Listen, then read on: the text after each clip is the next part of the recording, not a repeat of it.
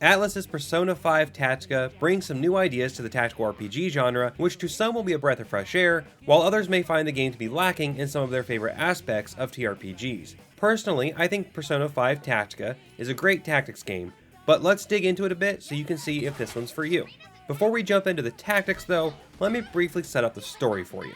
The story begins as our heroes, the Phantom Thieves, are hanging out at their favorite cafe when suddenly they are pulled into another world known as the Metaverse, where people's thoughts, fears, and hopes are made manifest. Shortly after arriving, they are accosted by the denizens of this world, and most are captured by the ruler of this kingdom, the ultimate bridezilla, Marie.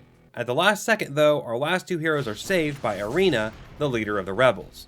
Over the course of the next few missions, we'll go about rescuing our friends and adding them to our team, while also coming across a hapless politician who has also somehow been dragged into this world. From there, the story continues to deepen and manages to keep you engaged throughout thanks to the excellent writing and voice acting. This would probably be a good time to mention too that you don't need to have played the original Persona 5 to follow the story in Persona 5 Tactica. The story really focuses around the new characters added in this game, which gives you, the player, characters to learn with as you go through the story. Even when past events are referenced, the writers did a good job not to spoil anything from the previous game in case you want to go back and play it, which, by the way, I highly recommend if you enjoy high quality JRPGs with dark stories and themes. But enough about the setup, let's get into the gameplay. Each mission you'll be able to field 3 characters and be tasked with defeating all the enemies on the map, though sometimes the objectives may change a bit, with some missions requiring you to reach an objective or survive for so many turns. Pretty typical tactical RPG stuff, really. There is a cover system where full cover can prevent you from being hit, while low cover just gives you some damage resistance. If you get caught out of cover though, enemies will score a critical hit on you and get to go again right away. Of course, this is the same for you as well, meaning you can maximize your action economy by targeting these exposed enemies. These extra turns are called one-mores. In addition to this, once an enemy is downed by hitting them while exposed, your team can perform an all-out attack, which will do massive damage to all enemies inside the triangle created by your team's positions. Effective use of this tactic can clear maps very quickly. So the brilliance of Persona 5 Tactica really comes from this all-out attack system and all the pieces that go with it. Figuring out a way to spread your characters across the map and execute an all-out attack that wipes out most, if not all, the enemies in a single turn feels really amazing, though this is difficult to pull off. It all starts with knowing how skills and the one more mechanic work.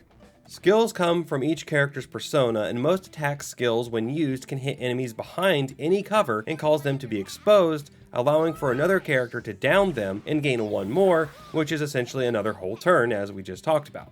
Many skills are AoE too, meaning that you can expose multiple enemies, allowing for multiple characters to take extra turns, or for one character to get 3 or more turns in a row.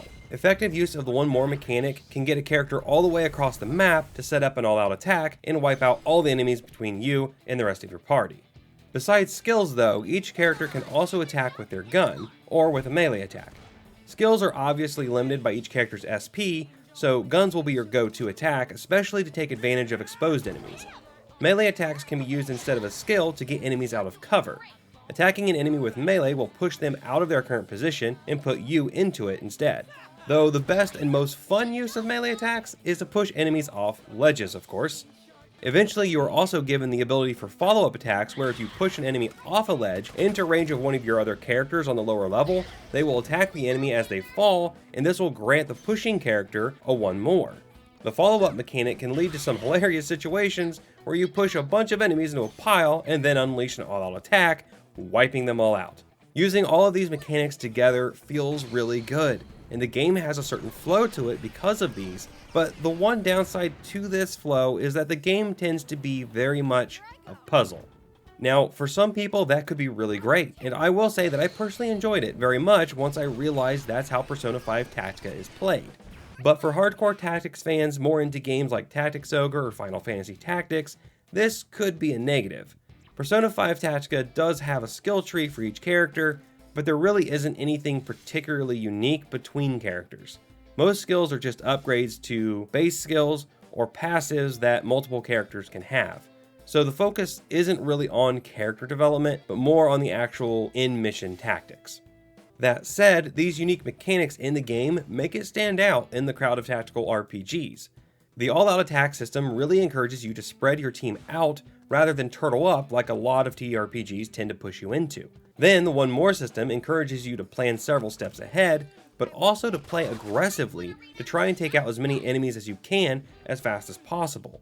Finally, each character starts with bonus HP and SP if they didn't fight in the previous battle. This encourages you to switch up your party often and not just use the same 3 characters all the time. So while each character's skill tree may not set them apart much, as I just mentioned, each character does have their own unique base skills, gun, and even movement range, which can force you to play a little differently based on which characters you are using. The first chapter of the game will introduce you to most of these mechanics and allow you to practice them before the difficulty starts to amp up in the second chapter when the game starts to introduce things like doors, switches, elevators, and other puzzle elements that increase the challenge level. The one thing that really stood out to me about the difficulty though is that the game itself is actually pretty easy if you're just trying to complete each mission, but each mission also comes with bonus objectives that reward you with new personas. These objectives are almost always complete the stage in a certain amount of turns, and don't get any of your characters knocked out. So the real challenge comes in trying to beat each mission in as few turns as possible and without losing any characters, which requires mastery of the game's main mechanics. The side quests in particular really lean into the limited turns and puzzle-like nature of the game. Personally, I was able to complete most missions while gaining all 3 bonus objectives without too much trouble, but I did have to restart a few levels or use the undo option in the menu to revert back to a previous turn. So with the main mechanics now covered, I should briefly mention the last mechanic of the game, the personas. Now, if you've played Persona 5, you'll know that personas play a very big part in that game, but in Persona 5 Tactica, they aren't quite as impactful. Each character will be allowed to equip one persona besides their default one, and this extra persona can grant them extra skills, a passive buff, or one of each. Along with this, each persona also gives its assigned character a boost to their base stats. Now, the extra skills or passives can be useful in some situations, but I found myself really not too worried about these and just making sure that my characters had the highest level personas for the base stat boost. In order to create higher level personas, you can fuse 2 or more personas together to create stronger ones, and this is also how you get them to have 2 skills or passives attached to them, as each base persona only has 1 skill or passive attached. So really what you end up doing is just combining personas to get the highest usable level ones you can, and then equipping them on your characters without too much need to really worry about what skills they bring to the table. It's a shame because this use of personas was a really cool idea, but I feel like it would have been more impactful in a character or class building based TRPG rather than a more puzzle-like or tactical one like Persona 5 Tactica is. However, with that said, in the mid to late game, you do gain the ability to use personas to create some really cool weapons to equip your characters with, which are stronger and better in many cases than those you can buy from the shop. This, to me, was the most interesting and useful implementation of the personas. Now we come to the storytelling. Persona 5 Tactica's story is a little lighter than that of Persona 5, dealing with themes that aren't quite as dark, though they are still deeply compelling. The story will keep you invested with its twists and turns, and though you may see some of them coming, they're still really well done and entertaining. Playing Persona 5 and now Persona 5 Tactica really feels like playing a well-written anime. The voice acting is spot on and includes such recognizable names as Matt Mercer, and the cel-shaded cutscenes really draw you into the action. Each character feels fleshed out and full, even though, for most of them, the big events of their lives happen in Persona 5. The new characters, though, Irina and Toshiro, really develop as the story goes on, and it's engaging to watch them grow throughout the story. Then the game wraps up in a very exciting and satisfying way that makes all the time you invested in the story pay off. In fact, the story in Persona 5 Tactica is one of the best in a tactical RPG that I've seen in recent years. So if you're a fan of tactical RPGs, just be aware that this one plays a little differently than you might be used to, but if you approach it knowing that, this is a great game in its own right. If you're a fan of the Persona series, I think you'll enjoy this installment not only for the story, but also for the gameplay that will feel in some ways very different from the series' typical JRPG roots, but in other ways feel very familiar with mechanics like the One More and All Out Attack. Now check out this video here for more TRPG greatness.